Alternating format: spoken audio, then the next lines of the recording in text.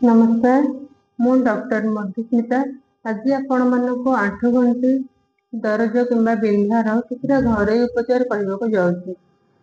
आजिकल प्रायतः लोकंर आंठुगंठी बिंधा होती किंबा जॉइंट जगह सब पेन हो कंप्लेन आसूची से कौन करवा से घरोई उपचार है अरख पत्र नेबा। ये हूँ अरख पत्र। अरख पत्र ऊपर भाग में हलदी एवं किसी सैंधव लवण मिक्स करी ऊपर लेप टाइप लगेदबा। लगे सोरिष तेल सेकीदबा भल भाव रखी सेकीदबा कड़े हो कि तावा हो सेकीदबा। सेकीदेला जो जगह दरज हो मनकर गंठी जगह आंठू है कहूणी है कांध है से जगह गुड़ाक लगेदबा। लगे किसी गोटे कपड़े बांधी 2 घंटा पर्यंत रखीदब। 2 घंटा पर से जगह उषुम पानी नख उषुम पानी भल भाव पोछीदबा।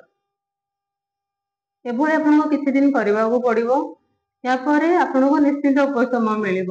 आपण ये ठंडा जिनस जमी कोल्ड ड्रिंक्स है फ्रिज खाद्य है ये सब को बहुत अवॉइड करने को चेष्टा करेंगे। बासी पखाल ये सब खाइबे नहीं। Thank you.